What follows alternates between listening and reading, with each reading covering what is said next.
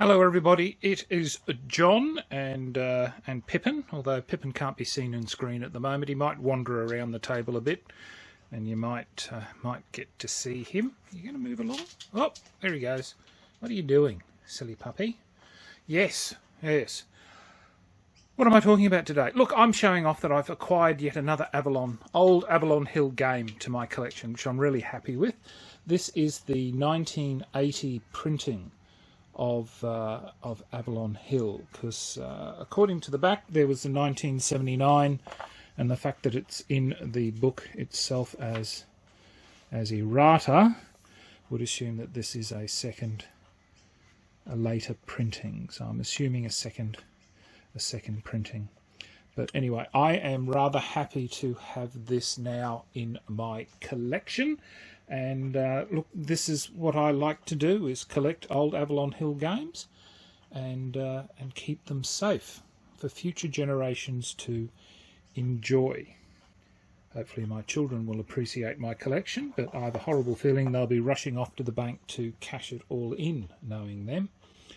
But the Avalon Hill complexity rating have given this a 10.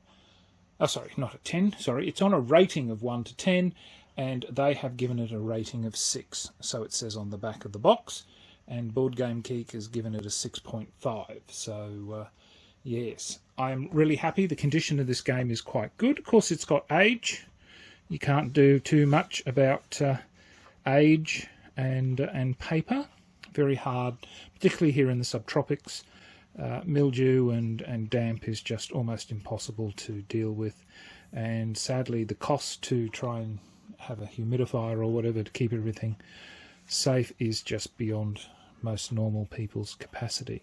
But again, this surprised me, was that this was a different style. Normally it's tighter text and that, but this time it's quite good. So the rule book does not look in itself too daunting.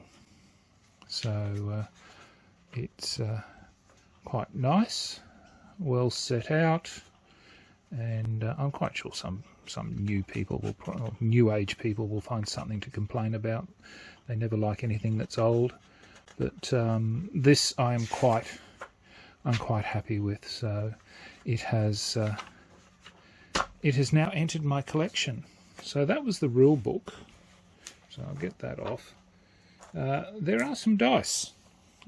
Mark was telling me these were some original dice from, I presume, Avalon Hill, even though the rule book itself says that there's only one dice in the box.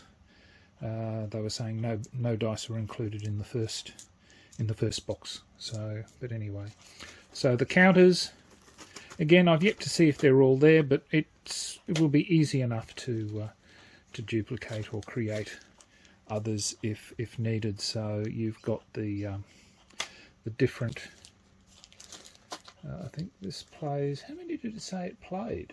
Good question, John. 2 to 8 players. That is a staggeringly huge number of people. So I'm not too sure how you decide who's, because there's only 4 clans, so perhaps 2 people play one of the clans if you're trying to play 8 players. I'm not too sure, but so that looks like that's perhaps 3. Is there a 4th one somewhere? Ah, here we go. Yeah, the Minamoto, I think, is those. So they're the 4 clans, and then these are the all the other chits that you need to be able to play. So, as I said, I've yet to do a check. I only picked this game up yesterday, and I thought, oh look, I must show everybody what I've been lucky enough to acquire. The clans. So there's the clan charts for the Fujiwara, the Minamoto. I'm not sure how that's pronounced. Teiro and Hojo clan. So I'm quite happy that they are in quite good nick. They're only one-sided, so, but in quite good. Now, the nice thing that I do like about this is that the board has the preparation for play, the playing procedure, and more importantly, the end of game and victory conditions are on here. We've got a turn track, legend that's quite clear. This is, I think, a random chart for events or something, and then there's a map index if you can't find where the particular province is that you're looking for. So, but as you can see, I love this map because also as a war game or tabletop campaigner, these are perfect if you're playing some sort of feudal Japanese campaign where you fight through the provinces and things like that. So yeah, anyway, look, I'm really happy. This is now in my collection. Will I ever get to have a game of it?